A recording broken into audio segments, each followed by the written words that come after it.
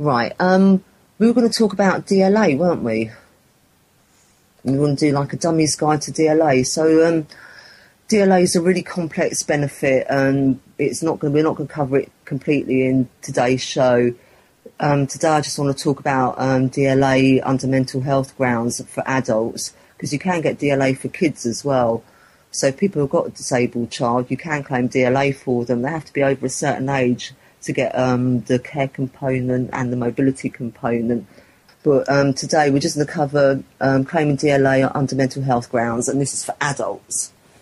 Right, so I mean, mental health can cover a huge load of things, and it's, just a couple of examples, mental health difficulties, emotional distress, nervous problems, or more specific terms such as depression, anxiety, eating disorders.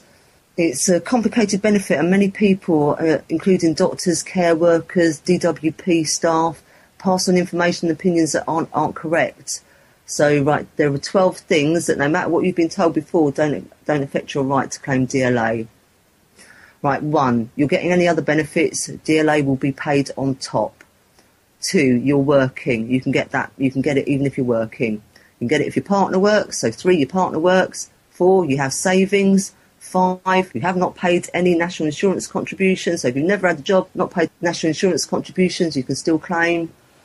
Number 6, you don't consider yourself to be disabled. DLA is for people with long-term health problems which affect their everyday activities. So you don't have to be disabled. You can have you can have some kind of eating disorder or suffer from depression or anxiety, which affects your everyday activity.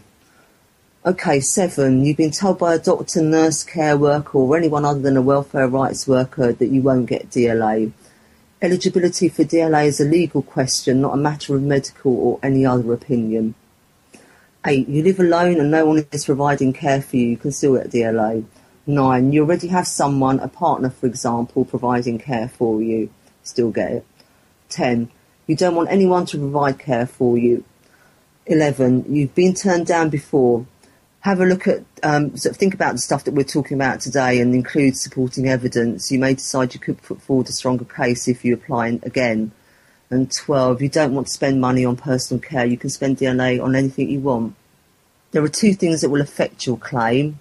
If you're over 65, you can't start a claim for DLA, but you could claim a similar benefit, and that's called attendance allowance. If your mental health problems began at least 3 months ago and they're likely to last another 6 months, then you can claim immediately.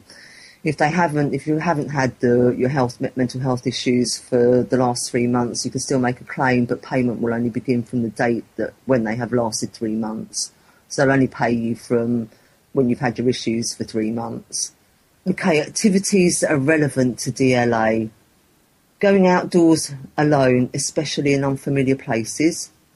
Preparing a cooked meal for yourself, taking medication, eating, being alone, communicating with other people, getting out of bed in the morning, going to bed at night, sleeping, washing, bathing and looking after yourself, getting dressed and undressed, social and leisure activities. Now, shopping and housework are not counted as everyday activities that are relevant to DLA. Also, beware the tick boxes. The current DLA claim pack relies a great deal more on tick boxes and small boxes for numbers than earlier packs, and leaves very little space for you to explain how your condition affects you personally. So I advise you to give additional information other than just the tick and number boxes. If you don't do so, you not only make it much easier for the decision maker to turn you down, you also make it harder to succeed at a tribunal. Pilot studies by the DWP showed that people who appealed against a DLA decision stood less chance of winning if they had been sent the new tick box claim form than claimants using the old claim pack. That's interesting. The importance of providing additional information. Right, the care section of the form asks about your various everyday activities. On most pages there are a series of tick boxes followed by an "Is there anything else you want to tell us about?" box. I advise you to use these boxes plus additional sheets of paper to give more details about how your condition affects you. And remember to put your name, your national insurance number and the number of the relevant question on the additional sheets, and then staple them to the end of the form. Right, these are sort of 4 steps that you can follow that will help you claim DLA successfully. These steps and some of the stuff that I've said above are relevant for claiming DLA for kids and are relevant for claiming on mental health and physical health grounds.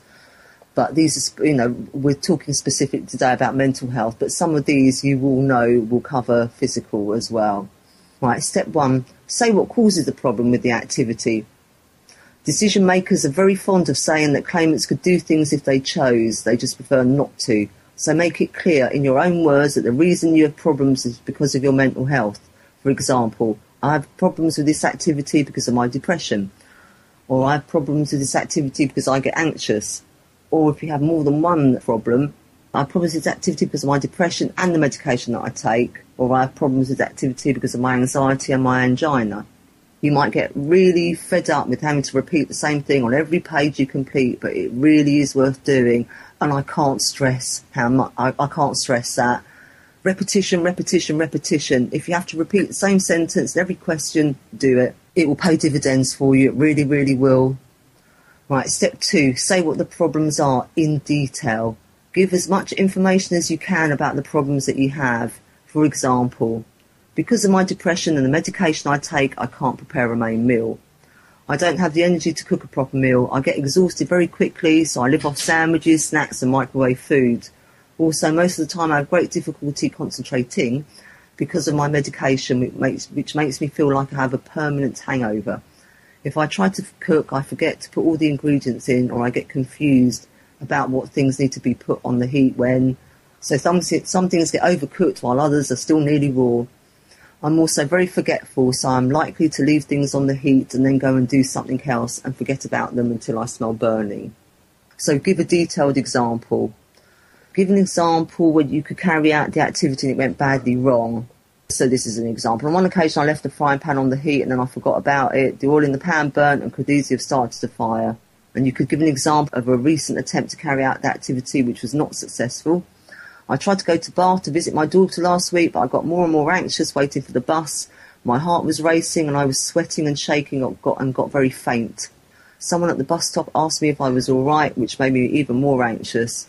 In the end, I managed to walk back home, but it left me feeling very shaken and depressed, and I haven't been outdoors since. I mean, that's a really detailed and that's a really good example. So be detailed. Right, an example of how you're able to carry out the activity because you have some help.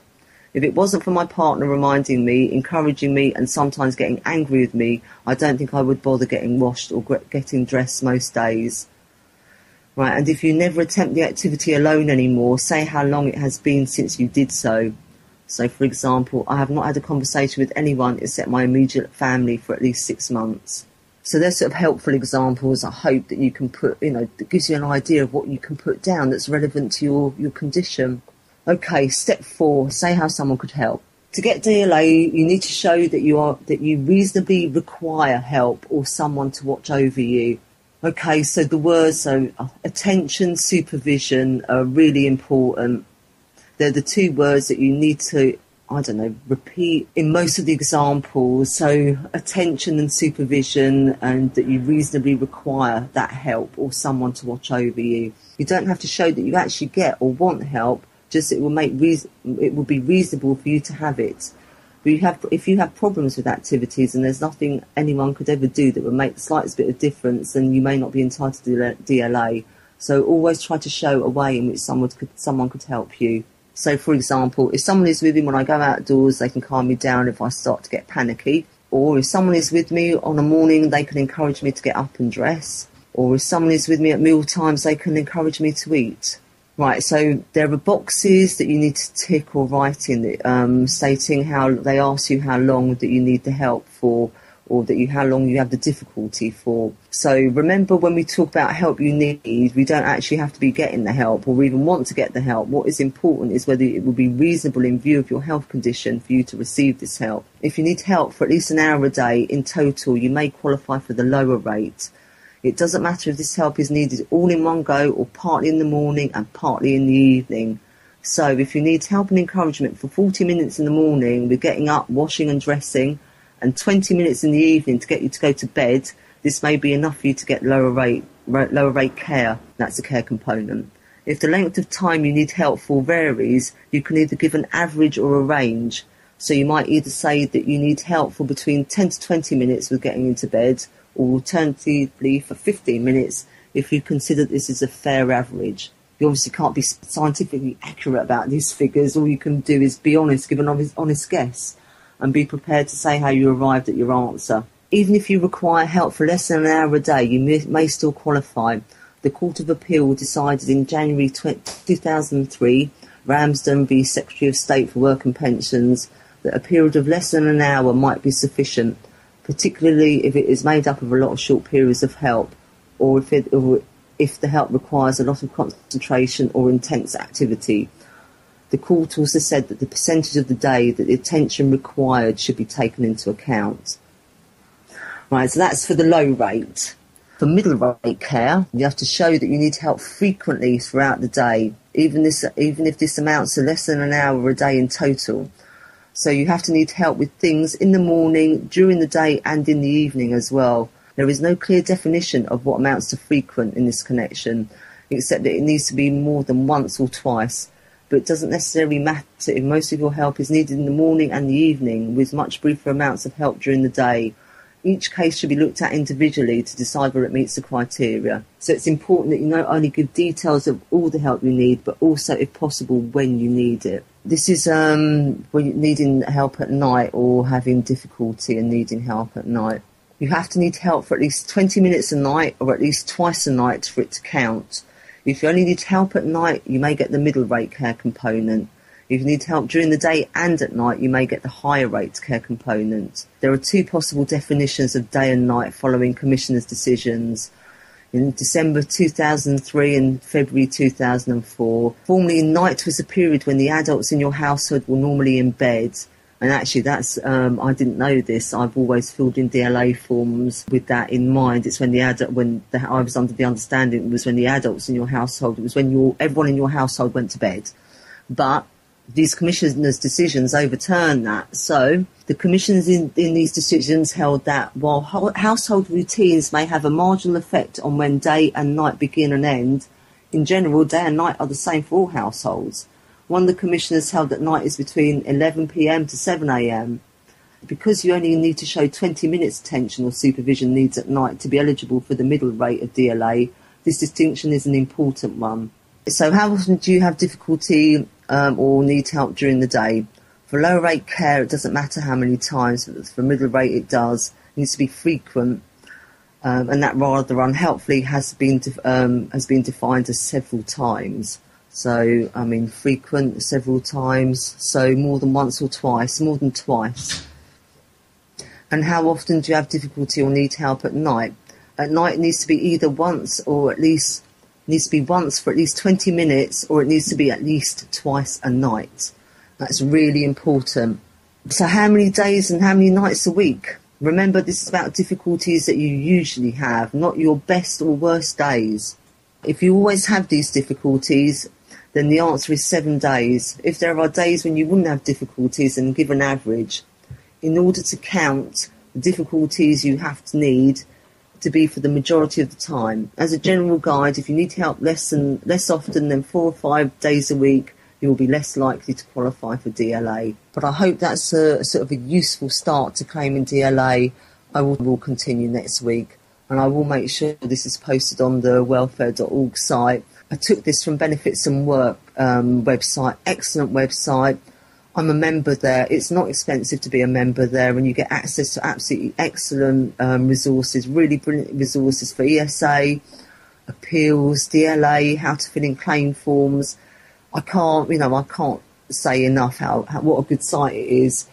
But if anyone is interested in becoming a member, and I mean it's less than 20 quid. I would say it would be worth. If you want to claim DLA, it's worth every penny.